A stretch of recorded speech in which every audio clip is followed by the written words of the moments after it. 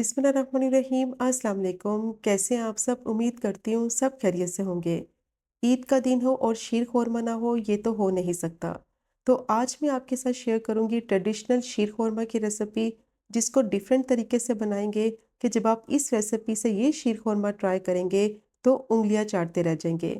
बहुत ही tasty caramel flavour के साथ ये शीर खोरमा बनकर तैयार होता है और झटपट से आप इसको बना लेंगे। बहुत ही टेस्टी ये मीठा बनेगा। बस कुछ टिप्स और ट्रिक्स को आपने फॉलो करना है, तो उसके लिए वीडियो को एंड तक देखें ताकि रेसिपी का कोई भी पार्ट आपसे मिस ना हो। तो शुरू करते हैं इसको बनाना। पैन लेंगे, 1 टेबलस्पून देसी घी डालेंगे और मीडियम टू लो फ्लेम पे इसको मेल्ट कर लेंगे। देसी घी की जगह आप बटर का इस्तेमाल भी कर सकते हैं। अब इसमें नट्स को फ्राई करना है।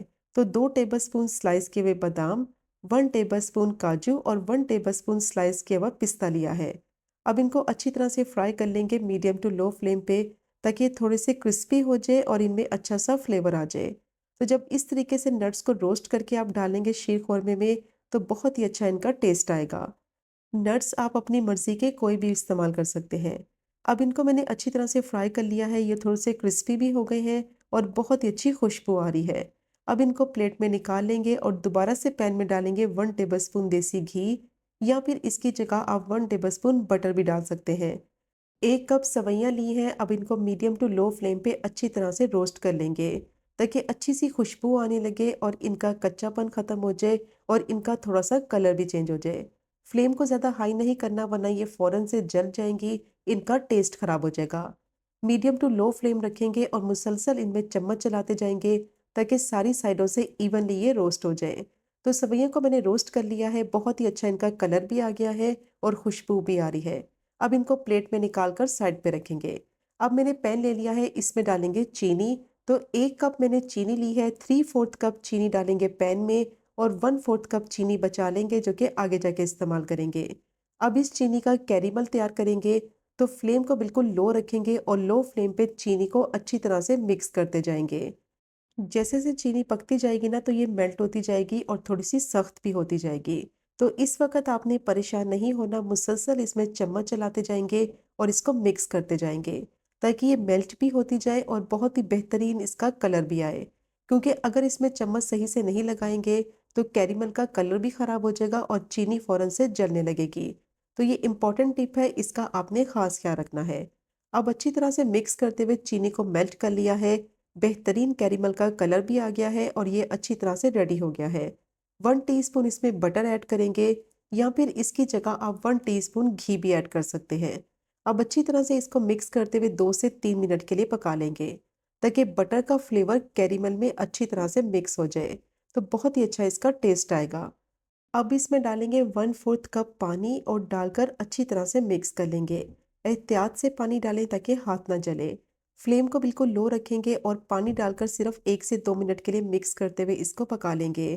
पानी डालने से क्या होगा कि जब इसमें दूध डालेंगे, तो इसके लम्स नहीं बनेंगे। आसानी से दूध जो है वो कैरेमल के साथ मिक्स हो जाएगा। अब पानी के साथ मैंने इसको 1 से 2 मिनट के लिए पका लिया है। तो इस पॉइंट पर इसमें ऐड करेंगे दूध।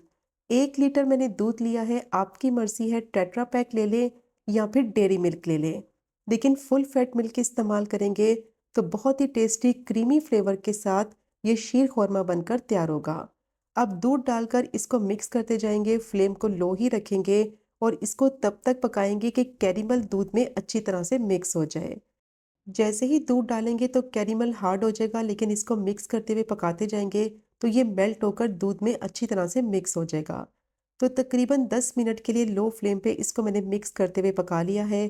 कैरेमल अच्छी तरह से दूध में मिक्स हो गया है और दूध का कलर भी चेंज हो गया है। अब इसमें डालेंगे बाकी की बची हुई चीनी और 1/4 टीस्पून इलायची का पाउडर ऐड करेंगे। अच्छी तरह से इसको मिक्स करेंगे और मिक्स करते हुए 5 से 6 मिनट के लिए इसको पकने देंगे, ताकि चीनी भी दूध में अच्छी तरह से मिक्स हो जाए और जो इलायची का पाउडर ऐड किया है वो भी अच्छी तरह से मिक्स हो जाए। जब तक दूध पक रहा है, तो इसको क्रीमी सा फ्लेवर देने के लिए इसके लिए मज़ेदार सा मिक्सचर रेडी करते हैं।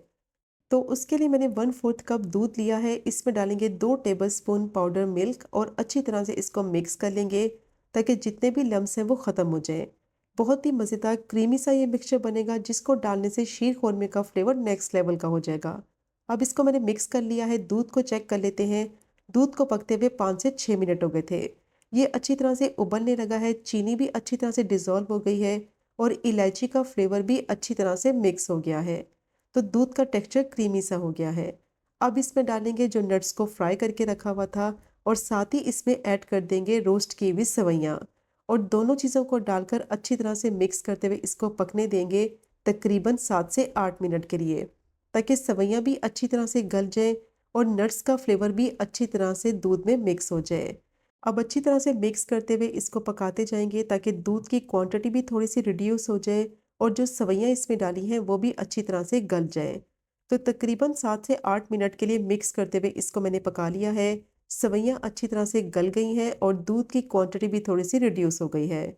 अब जो मिल्क पाउडर का मिक्सचर बनाया था वो इस पॉइंट पर ऐड करेंगे। एक हाथ से डालते जाएंगे और दूसरे हाथ से इसको मिक्स करते जाएंगे ताकि दूध में ये अच्छी तरह से मिक्स हो जाए और इसके लम्स ना बने। इसकी वजह से क्रीमी सा शीर खुरमा बनेगा। ना ही आपको खोया डालने की ज़रूरत पड़ेगी और ना ही आपको क्रीम डालने की ज़रूरत पड़ेगी। बहुत ही टेस्टी क्रीमी फ्लेवर के साथ ये मज़ेदार कैरेमल शीर खुरमा बनेगा।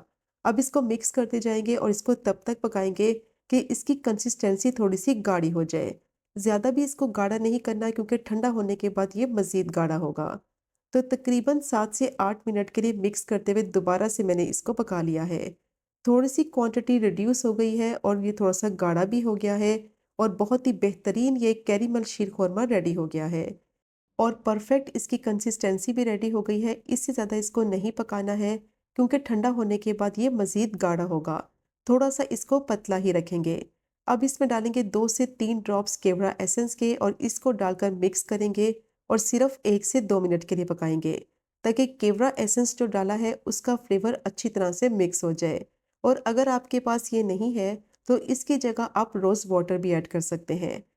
अब दोबारा से मैंने इसको 1 से 2 मिनट के लिए पका लिया है केवड़ा एसेंस के साथ। ये बिल्कुल रेडी हो गया है। फ्लेम को बंद करेंगे और इसको सर्व करते हैं।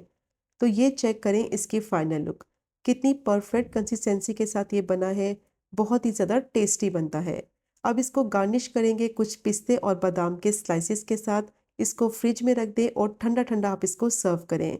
बहुत ही मज़े का लगेगा। ईद स्पेशल डिज़र्ट में आप ये रेसिपी तो मस्ट ट्राई करें। सब आपकी बेहद तारीफ करेंगे और आपसे इसकी रेसिपी पूछेंगे। इंतहाई लजीज ये शीर खुरमा बनकर तैयार होता है और इसकी कंसिस्टेंसी आप चेक कर सकते हैं कितनी परफेक्ट बनी है। इसको मैंने थोड़ी देर के लिए ठंडा कर लिया था और ठंडा करने के बाद देखें कितना परफेक्ट ये बनकर रेडी हो गया है। तो मस्ट ट्राई कीजिएगा ये मज़ेदार कैरेमल शीर खुरमा की रेसिपी को।